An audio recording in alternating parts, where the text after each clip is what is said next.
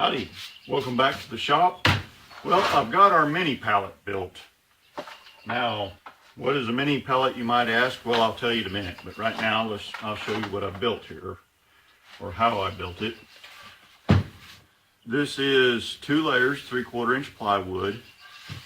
The grain is going this way on the top layer and this way on the bottom layer. I glued the rough sides together, smeared glue out on both of them, stuck them together with a few screws. There's a circle of screws here and a circle there.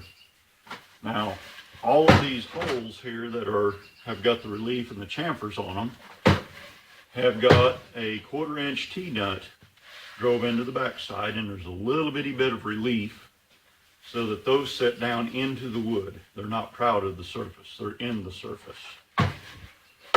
And here on the top, this is the top, there are relief cuts for 3/8 carriage head bolts. Again, they're relieved to where the bolt head sits down inside. Now, all these little holes here are for clamping stuff. You know, like if you wanted to put a fence on this, it's simple enough. You can get your fingers down in the box full of bolts to select a hole or two.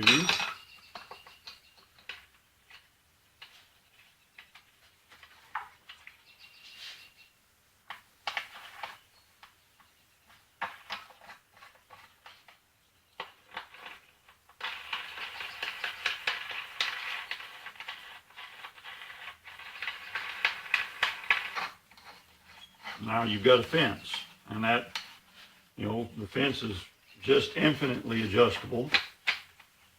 Well, should be infinitely adjustable. I've got to do some more work on that. That should be to where it indexes this way and that way.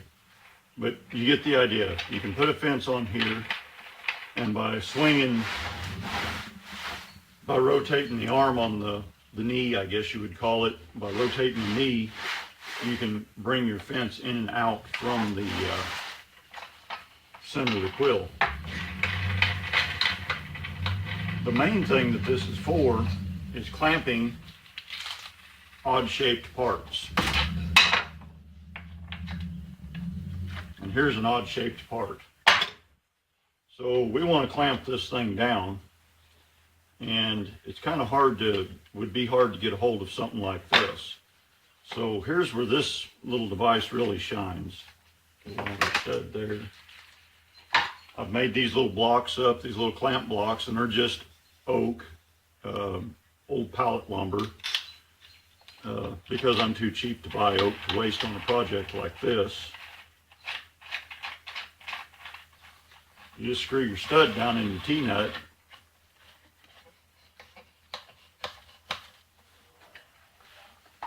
and I think you get the picture. I mean, it's that simple. It's just like, you know, a machine is set up to do mill work and machining work.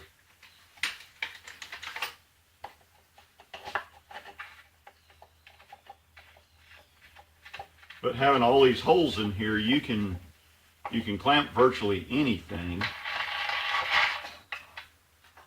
and get it clamped pretty solid.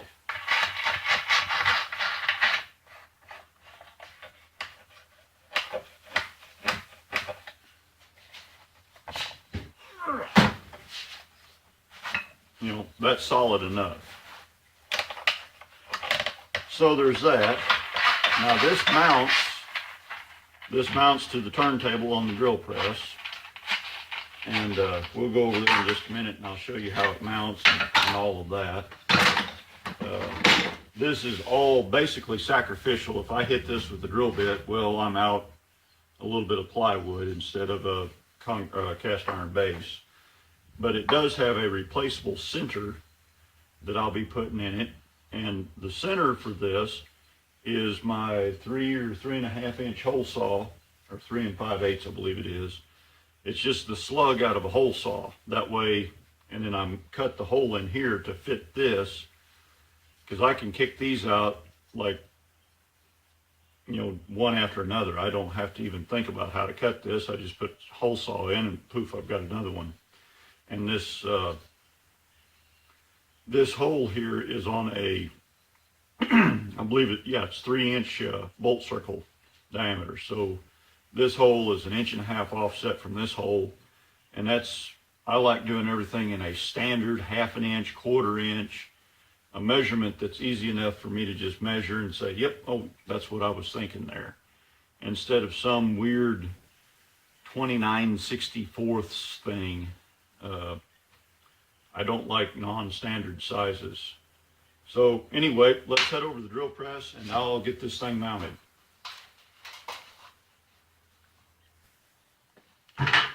So the first thing I did is I've got it locked down now, but I centered the table up because the arm that the table sits on does rotate around the column, and it's supposed to be that way, and there's huge advantages to that, and we'll cover that sometime, but not right now.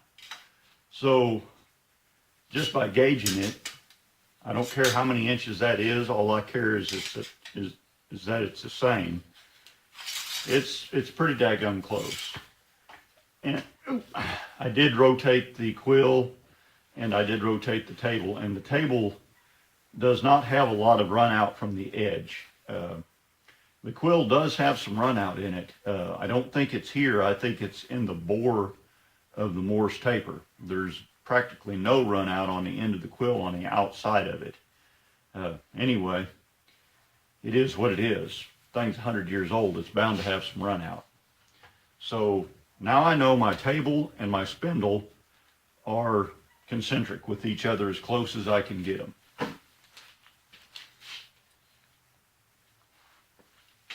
So now I'm just I've got a 1/4 inch bit in here, and I've got a 1/4 inch pilot hole in the center of this. So, and I've left that in there on purpose. So now I'm just going to run my bit down through the pilot hole. And now I'm pretty sure that this pallet is lined up concentrically with the spindle and with the existing table. So I know that I'm as close as I can get to concentricity. I mean, it's made out of wood. It's going to change. We're not talking about 3/10,000ths here. We're talking about a 32nd, maybe. 32nd would be just marvelous as far as I'm concerned. So another thing I did was I cut slots in these bolts. That way, if I go to take this thing apart and the square shank down here spins out in the hole, I can stick a screwdriver in that slot and hold it while I take the nut off. I've had it happen before.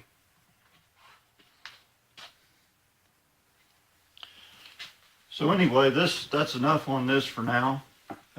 Off camera, I'm going to do some other stuff, and I've got to chase the threads on these stupid bolts. I'm glad I put a screwdriver slot in them because they suck. These hot dip galvanized bolts, the nuts won't go on them. I get it on about 1/2 inch.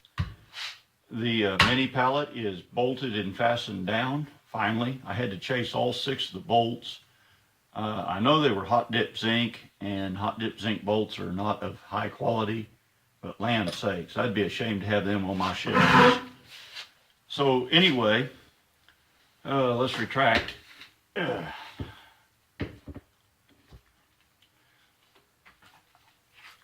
haven't got a chuck key for this chuck, so I have to chuck it by hand. So I'm going to cut the center hole out on the bottom section of this so that stuff just has a place to fall through. So here we go.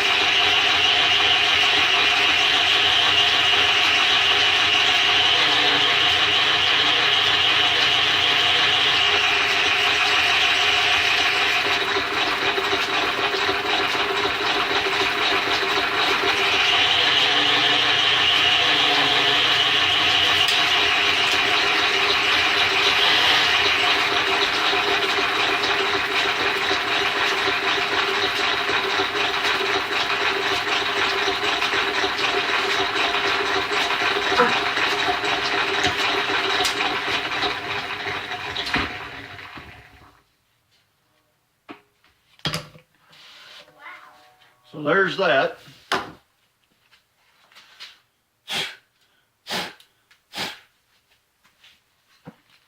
And now it's time for this.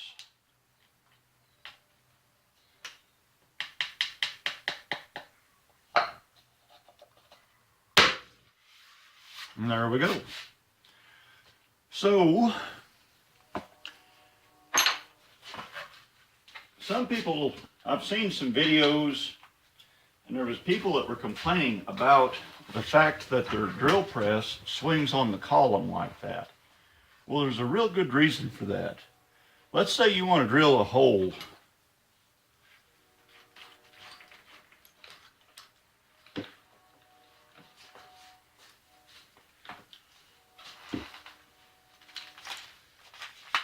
Let's say you want to drill a hole right here. You've got a piece, and the only way you can get it on the table is to put the place where you want to drill the hole right there. Well, you unclamp the column, and you unclamp the table,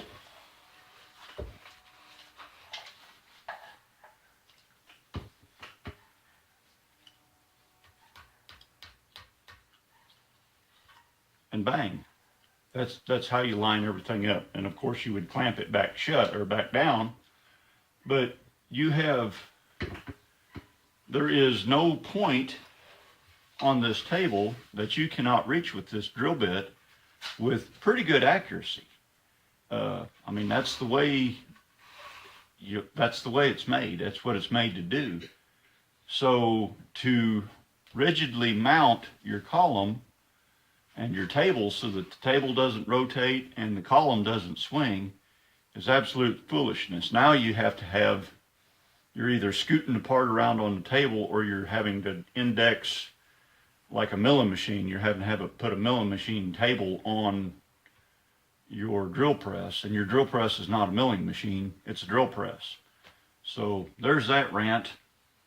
And anyway, I think that's going to wrap it up for this one. And y'all have a good one. Drive safe. Watch for deer. Dad, I was going to say that. Oh, you were? Well, say it. Watch for deer. Come over here. Hold them up to the... Watch for deer.